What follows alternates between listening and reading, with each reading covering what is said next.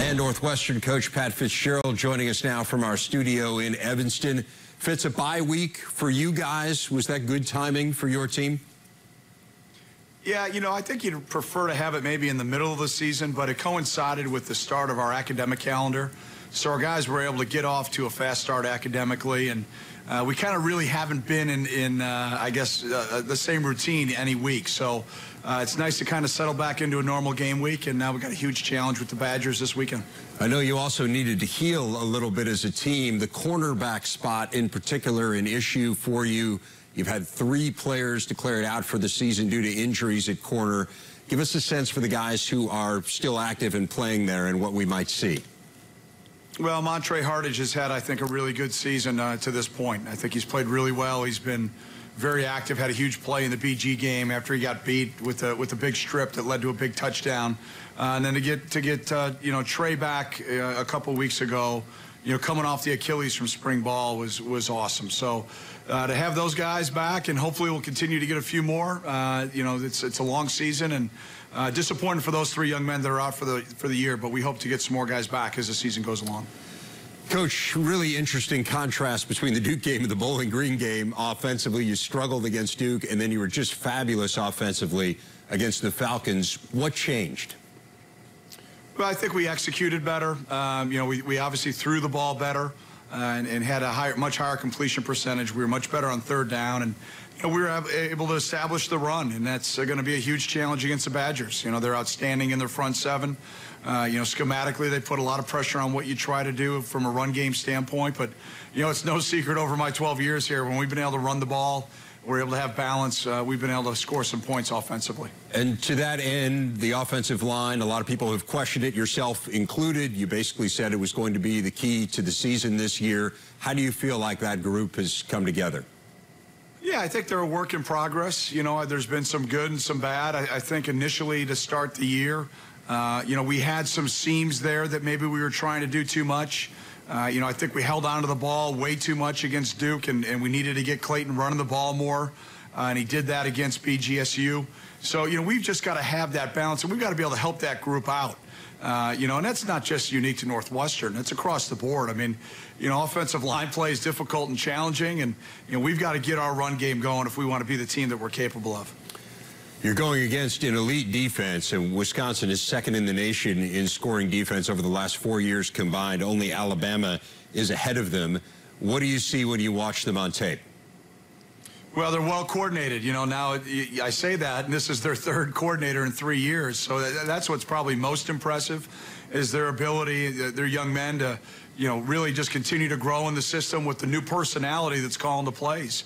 You know, front 7, very physical, going to line up primarily in a double eagle front and allow those linebackers to run. They're very physical, very athletic. And then they're going to play a lot of man-free coverage, or kind of a single safety concept a majority of the time, that's going to put one-on-ones on the outside and challenge your wideouts. So they're well coordinated. They're fundamentally excellent. And they play just really great team defense and tackle well. So huge challenge for us. Flip side, other side of the ball, they've been very balanced this year, over 200 yards rushing and passing in each of their games. Hornibrook, as we know, 18 of 19 last time out. Jonathan Taylor leading the Big Ten in rushing. What's the biggest challenge to defending them? Well, it starts up front. You know, they've done a great job being able to have that balance. You know, I think they're back to the Wisconsin offensive line, you know, that goes back to the ones that I played against. You know, they're massive, they're athletic, they're physical. You see them all on the same page with what they're doing. And, you know, Paul does a terrific job with that offense. You know, he puts pressure on you formationally with shifts and trades and try to, you know, out-leverage you. And then, you know, they do a great job keeping the system in place to where they play to the strengths of their players. And, you know, Taylor, you're showing here on the highlights, he's a stud. I mean, he's physical. He's got the top-end speed. And then to watch the game that Hornibrook had last week, you know, that was one of those wow games, or 2 weeks ago, I should say, against BYU. So I appreciate all these great things you're saying about Wisconsin, man. Now you know why I'm going gray. We got our hands full, and then you compound it with their great fans up at Camp Randall. You know, we've got one more big day to prepare and you know, get ready for the challenge. But, you know, this has been a heck of a football game over my time here. And hopefully we show up and are ready to compete because they're an outstanding football team. Yeah, I mean, you heard the numbers off the top. I'm sure you're well aware of them, and the fact that the two programs have split the last 26 meetings, and that you can go over the last 10 have been split, the last 16 have been split, the last 26 have been split. Why do you think this series has been so even? Well, I think it can date back to Coach Alvarez and Coach Barnett. You know, I think both of those men resurrected our programs. You know, the proximity, the respect that both of us have for each other. I mean, Paul and I are great friends. Our wives know each other well. You know, I've got so much respect for that program, and you know, they're the defending Big Ten West champs, and they've earned that. And until teams can compete with them, that's who they are. And we've got a huge challenge, but you know, I think just two teams that know who they are. They try to play to their strengths, and you know, like you said at the top, there's just been a great rivalry between the two of us, and I expect Saturday's game, if we show up, hopefully to be another great one. One last thing I want to ask you about before I let you go, Fitz. You did say this week that your team is going to lock arms in a show of solidarity before the game. How did that decision come about?